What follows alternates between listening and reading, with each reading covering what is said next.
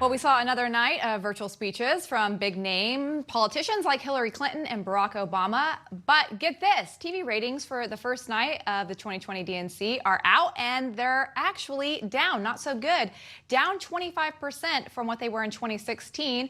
Well, joining us now to discuss this is political strategist and former RNC Convention Communications Director, Kirsten Kukowski. Kirsten, so good to see you. Nice to see you both. Thanks for having me on. All right, well, the numbers are down, like I just mentioned. The DNC, you at the RNC in 2016, you created the communication strategy.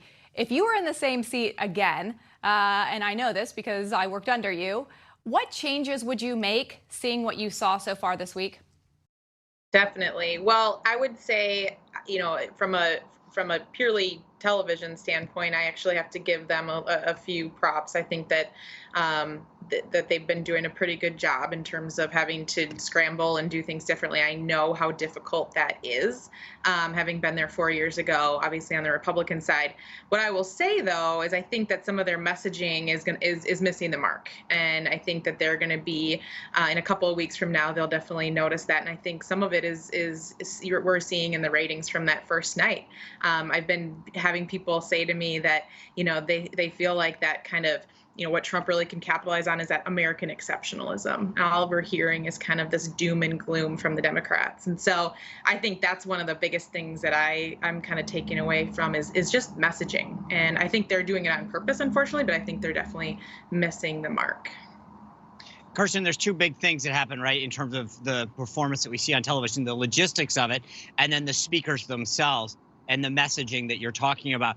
Based on what you've seen this week from the DNC, and I've been shocked at some of the logistical problems, not because I give them a lot of credit, don't get me wrong, but I think that knowing the things that they thought could go wrong and all of the Hollywood star power that they have behind them in terms of both production and people, I expected more. All that being said, if you're the Republicans watching this happen, what do you say we need to stay clear of? In other words, should they just tone it down and not try to go for the gusto, if you will, or should they try to do some tricks and ramp it up?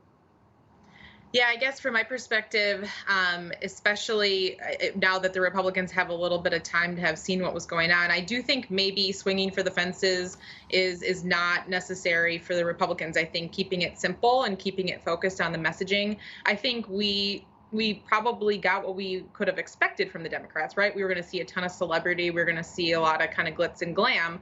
And I don't know that it was necessary. And I'm not sure that they're getting what they want out of it.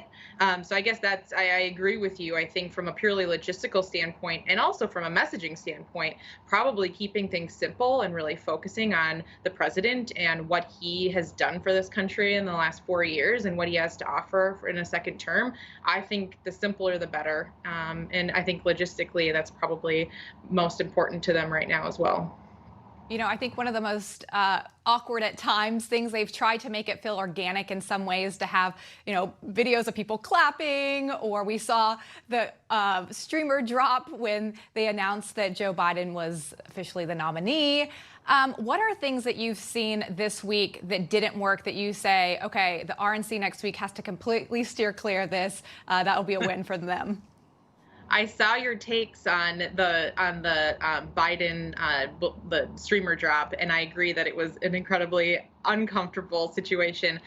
I think that we're also dealing a little bit with the two different personalities. So I'm not sure I'd say steer clear of that if I'm the Republicans, because I think President Trump is in some ways made for TV, right? And so he probably is going to be able to handle a moment like that a little bit better than Joe Biden did. And so I guess I think this is a really good moment for him. He can do TV, and I remember that distinctly 4 years ago in Cleveland, that his team really had a lot of ideas about how to convey his message to the country, and I think they probably do this time around. And I think that it's probably going to be well received because he is who he is, and he's just kind of made for TV, if that makes sense.